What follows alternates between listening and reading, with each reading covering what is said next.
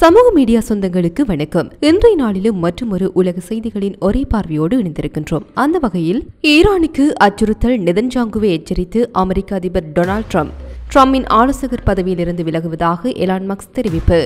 ஈராக்கிற்கு எதிராக பொருளாதார தடைகளை விதிக்க 2 குடியரசுக் கட்சி சட்டமன்ற உறுப்பினர்கள் அழைப்பு. தென்கொரியாவில் நடைபெறவிருக்கும் ஜனாதிபதி தேர்தலுக்கான முன்கூட்டிய வாக்களிப்பு ஆரம்பம். சீன கார் நிறுவனத்தை நாட்டிலிருந்து அகற்ற நடவடிக்கை. இதற்கு முன்னர் நீங்கள் உங்களுடைய சேனலை தினமும் பார்வையிடும் பார்வையாளரா அல்லது புது பார்வையாளரா என்பதை கீழே இருக்கும் கமெண்ட்ஸ் பக்கத்தில் மறக்காம பதிவிடுங்க. அத்துடன் முதன்முறையாக எங்களுடைய சேனலை பார்வையிடுகிறீர்கள் என்றால் சப்ஸ்கிரைப் பண்ணி உங்கள் ஆதரவை வழங்குங்க. வாங்க காணொளிக்குள் போகலாம். புதிய அணுசக்தி ஒப்பந்தம் தொடர்பாக ட்ரம்ப் நிர்வாகத்திற்கும் ஈரானுக்கும் இடையே நடந்து வரும் பேச்சுவார்த்தைகளுக்கு அச்சுறுத்தலாக இருக்கும் எந்தவொரு நடவடிக்கையும் எடுப்பதற்கு எதிராக இஸ்ரேல் பிரதமர் பெஞ்சமின் நெதன்யாகுவை எச்சரித்ததாக அமெரிக்க அதிபர் டொனால்ட் ட்ரம்ப் கூறியதாக பல ஊடகங்கள் தெரிவித்துள்ளன. சரி, நான் நேர்மையாக இருக்க விரும்புகின்றேன். ஆம், நான் செய்தேன் என்று ட்ரம்ப் அமெரிக்க அதிகாரிகள் தெஹ்ரானுடனான பேச்சுவார்த்தைகளை சீர்குலைக்காமல் இருக்க ஈரான் மீதான தாக்குதலுக்கு எதிராக நெதன்யாகுவை எச்சரித்தாரா என்று கேட்டபோது தேகில் புதன்கிழமை செய்தி வெளியிட்டது. அது பொருத்தமானது என்று நான் நினைக்கவில்லை என்று தான் சொன்னேன். நாங்கள் அவர்களுடன் மிக சிறந்த விவாதங்களை நடத்தி வருகின்றோம். இப்போது அது பொருத்தமானது என்று நான் நினைக்கவில்லை என ட்ரம்ப் தெரிவித்துள்ளார். நிலைமை எந்த நேரத்திலும் மாறலாம், ஒரு தொலைபேசி அழைப்பின் மூலம் மாறலாம் என்றும் ட்ரம்ப் செய்தியாளர்களிடம் கூறினார் என CNN செய்தி வெளியிட்டுள்ளது.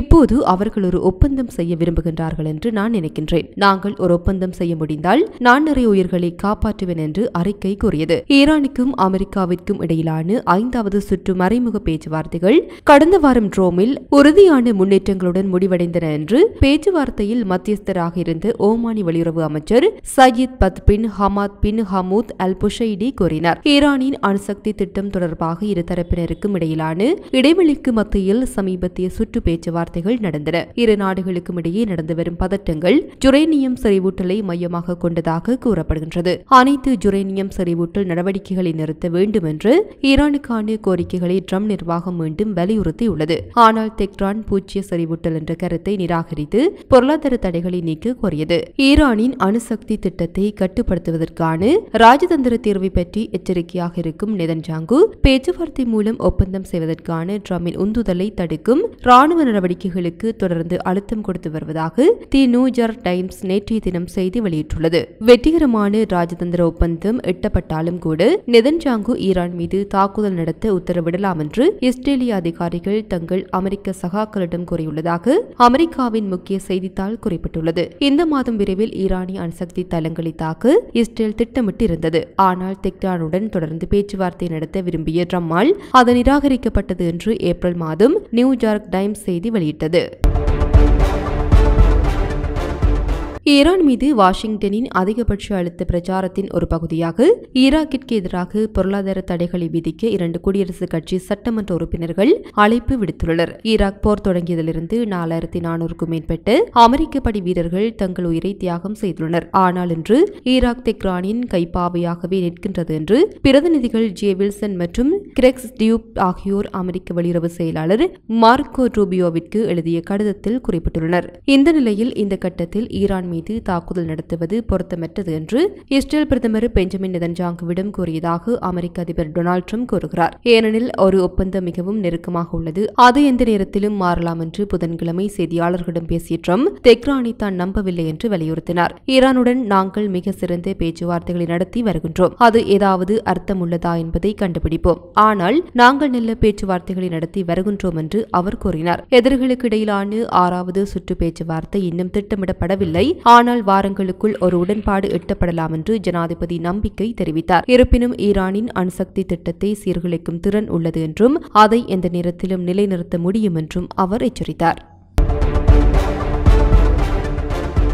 அமெரிக்க அதிபர் டொனால்ட் ட்ரம்பின் ஆலோசகர் பதவியிலிருந்து விலகுவதாக டெஸ்லா தலைமை நிர்வாக அதிகாரி எலான் மஸ்க் தெரிவித்துள்ளார். சிறப்பரசு ஊழியராக எனது திட்டமிட்ட காலம் முடிவடையும் நிலையில் வீணான செலவினங்களை குறைப்பதற்கான வாய்ப்பிற்காக ஜனாதிபதி ட்ரம்பிற்கு நன்றி தெரிவிக்க விரும்புகின்றேன் என்று மஸ்க் ட்விட்டரில் பதிவிட்டுள்ளார். DOGE அரசாங்க செயல்திறன் துறைப்பணி காலப்போக்கில் வலுப்பெறும், ஏனெனில் அது அரசாங்கம் முழுவதும் வாழ்க்கை முறையாக மாறும் என்று அவர் கூறினார். அமெரிக்க கவுஸ் சபாநாயகர் மைக் ஜான்சன் புதன்கிழமை மஸ்கின் பணிக்கு நன்றி தெரிவித்தார். மேலும் எதிர்காலத்தில் அதிக செலவு குறைப்புகளை தொடர உறுதியளித்தார். எலான் மஸ்க் மற்றும் முழு டவுச் குழுவும் மத்திய அரசு முழுவதும் வீண் மோசடி மற்றும் துஷ்பிரயோகத்தை அம்பலப்படுத்தும் நம்ப முடியாத வேலையை செய்துள்ளனர் என்று எக்ஸில் பதிவிட்டார். டவுச் கண்டுபிடிப்புகளின் அடிப்படையில் செயல்பட சபை ஆர்வமாகவும் தயாராகவும் உள்ளது. இதனால் ஜனாதிபதி ட்ரம்ப் விரும்பும் மற்றும் அமெரிக்க மக்கள் கோரும் பெரிய அரசாங்கத்திற்கு இன்னும் அதிகமான வெட்டுக்களை வழங்கவும் முடியும் என்று ஜான்சன் பதிவிட்டுள்ளார். டெஸ்லா மற்றும் ராக்கெட் உற்பத்தியாளர் ஸ்பேஸ் எக்ஸ் போன்ற நிறுவனங்களுக்கு கோடீஸ்வரர் தன்னை மீண்டும் அர்ப்பணிப்பார். அரசியல் செலவினங்களிலிருந்து விலகுவதாக மஸ்க் முன்பு கூறினார்.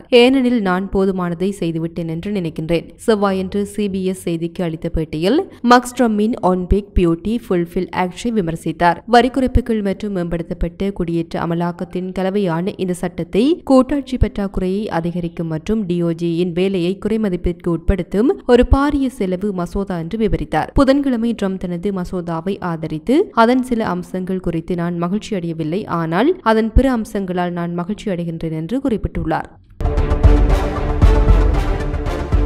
தென்கொரியாவில் ஜூன் 3ஆம் தேதி நடைபெறவிருக்கும் ஜனாதிபதி தேர்தலுக்கான முன்கூட்டிய வாக்களிப்பு தொடங்கியுள்ளது. 2013ஆம் ஆண்டு ஏற்றுக்கொள்ளப்பட்டு முதலில் 2014 உள்ளூர் தேர்தலுக்கு பயன்படுத்தப்பட்ட முன்கூட்டிய வாக்களிப்பு வெள்ளிக்கிழமை வரை 2 நாட்களுக்கு நடைபெறும். 4,43,91,871 தகுதியுள்ள வாக்காளர்களில் தேர்தல் நாளுக்கு முன் வாக்களிக்க விரும்புவோர் உள்ளூர் நேரப்படி காலை 6 மணி முதல் மாலை 6 மணி வரை நாடு முழுவதிலும் உள்ள 3,568 வாக்குச்சாவடிகளில் வாக்களிக்க அனுமதிக்கப்படுவார்கள். காலை 9 மணிக்கு முன்கூட்டிய வாக்களிப்பு 3.55% இருந்தது.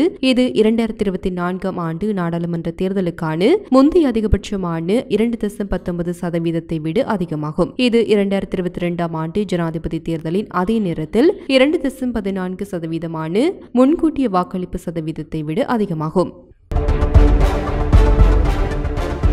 சீனாவின் மின்சார கார் உற்பத்தி நிறுவனமான பைட் நிறுவன உற்பத்தி ஆலை பிரேசில் நாட்டின் சாவ் பவுலோ நகரில் செயல்பட்டு வருகின்றது. இந்த ஆலையில் சுமார் 500க்கும் மேற்பட்ட ஊழியர்கள் பணிபுரிந்து வருகின்றார்கள். இந்த நிறுவனத்தின் தலைமை பொறுப்புகளில் சீன அதிகாரிகள் மட்டுமே பதவி வகித்து வருகின்றார்கள். இந்த நிலையில் சீன கார் நிறுவனத்தின் மீது தொழிலாளர்கள் நலச்சங்கம் பிரேசிலியா சுப்ரீம் கோர்ட்டில் வழக்கு தொடர்ந்துள்ளது. அதில் சீன நிறுவனம் ஊழியர்களை தரக்குறைவாக நடத்துவதாகவும் குறிப்பிட்ட பணி நேரத்தை விட அதிக நேரம் பணிபுரிய கட்டாயப்படுத்துவதாகவும் தெரிவிக்கப்பட்டுள்ளது.